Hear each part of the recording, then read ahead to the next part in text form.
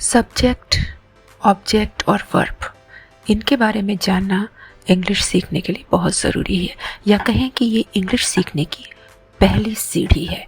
किसी भी वाक्य में सब्जेक्ट के अनुसार वर्ब आता है, यानी सब्जेक्ट कर्ता एक वचन में होगा तो वर्ब भी एक वचन में होगा। जैसे Ram sings a song, Ram एक वचन है तो उसके साथ सिंग्स आया, वर्ब सिंग में एस आया। और अगर हम बोलते हैं कि दे सिंग अ सॉन्ग, दे बहुवचन है तो उसके अनुसार वर्ब जो है सिंग होगा, उसमें एस नहीं आएगा। यानी सब्जेक्ट, अगर सब्जेक्ट के नंबर के अकॉर्डिंग वर्ब का भी नंबर होगा। तो आइए देखते हैं, इसको और अच्छे से समझने की कोशिश करते हैं। आइए अब सब्जेक्ट, वर्ब और ऑब्जेक्ट को और अच्छी तरह से समझने की कोशिश करते हैं। अब जैसे ये सेंटेंस है, I cleaned the car. I subject है, क्लीन्ड वर्ब है और कार ऑब्जेक्ट है। ये कैसे, हम आपको बताते हैं। जब भी कोई सेंटेंस में आप सब्जेक्ट और ऑब्जेक्ट का पता करना चाहें तो आप क्रिया से क्वेश्चन पूछिए, कौन या किसने। जैसे I clean the car, clean verb है, सफाई करने का काम हो रहा है, साफ करने का काम हो रहा है, तो किसने साफ किया? आई, मैंने किया, तो आई हो गया सब्जेक्ट। क्या साफ किया? कार साफ किया, तो ये हो गया ऑब्जेक्ट। यानी क्रिया से पूछिए कौन तो सब्जेक्ट मिलेगा, और क्रिया से पूछिए क्या तो ऑब्जेक्ट मिलेगा।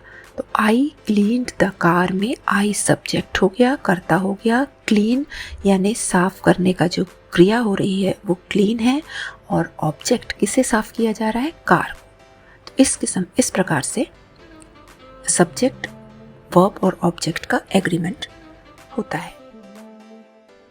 आइए अब जानने की कोशिश करते हैं कि एक वाक्य, इंग्लिश में एक सेंटेंस कैसे फॉर्म होता है, कैसे बनता है। कोई भी वाक्य इंग्लिश में विदाउट हेल्पिंग वर्ब यानी सहायक क्रिया के भी बिना बन सकता है। सहायक क्रियाएं जैसे am, is, are, was, were, has, have, ये सब सहायक क्रियाएं कहलाती हैं। अब जैसे है, इसका फार्मूला जो होता है वो होता है subject plus main verb plus object. इसी के हिसाब से यही फार्मूला एक सेंटेंस बनाने में मदद करता है। अब जैसे एग्जाम्पल देखते हैं, आई रीड न्यूज़पेपर।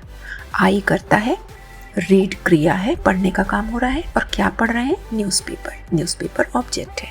आप रीड से पूछिए कौन पढ़ रहा है, तो आई ये सब्जेक्ट हो गया। क्या पढ़ रहा है? न्यूज़पेपर पढ़ रहा है, तो ये ऑब्जेक्ट हो गया। उसी के बाद ही प्लेस क्रिकेट। ही जो है करता है, कौन क्रिकेट खेल रहा है? ही, तो ही हो गया कर्ता। और ही क्योंकि सिंगुलर है, एक वचन है, इसलिए वर्ब में, सिंपल प्रेजेंट टेंस में वर्ब में एस आएगा।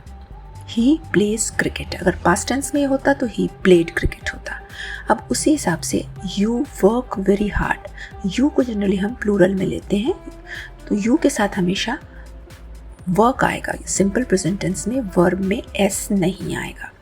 लेकिन शी के साथ देखिए, फिर से आ गया, she comes every day. She क्योंकि सिंगुलर सब्जेक्ट है तो उसके साथ प्रेजेंट सिंपल टेंस में वर्ब में एस आएगा। She comes every day. She यानी वह हर दिन आती है। आइए कुछ और एग्जाम्पल्स देखते हैं। जैसे आई लव वीकेंड्स। आई यानी सब्जेक्ट, लव यहाँ पे एस नहीं आया सिंपल प्रेजेंट टेंस में क्योंकि आई है। आई, यू, वी, दे, इनके साथ सिंपल प्रेजेंट टेंस में वर्ब में एस नहीं आता, वर्ब अपने फर्स्ट फॉर्म में आता है। तो आई लव वीकेंड्स।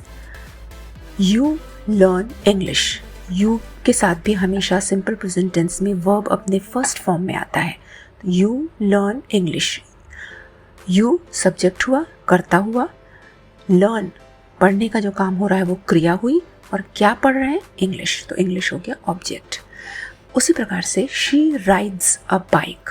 शी हो गया subject, rides simple present tense है इसलिए RIDE राइड, जो कि राइड का पहला फॉर्म है, उसमें एस आ गया क्योंकि शी है, कर्ता सिंगुलर है, और इसलिए उसके साथ वर्ब में एस आया। किसने राइड किया शी, तो शी हो गया सब्जेक्ट। क्या राइड किया, बाइक, तो ये हो गया ऑब्जेक्ट। यानी क्रिया से आप पूछेंगे कौन, तो जो आंसर मिलेगा वो होता है सब्जेक्ट, और क्या का आंसर होता है ऑब्जेक्ट। तो शी राइड्स अ बाइक। तो देखिए रूल ये है कि आई यू वी दे के साथ सिंपल प्रेजेंट टेंस में वर्ब अपने फर्स्ट फॉर्म में आता है, वही ही शी इट ये जो सिंगुलर सब्जेक्ट हैं इनके साथ वर्ब में एस या ई एस लगता है सिंपल प्रेजेंट टेंस में।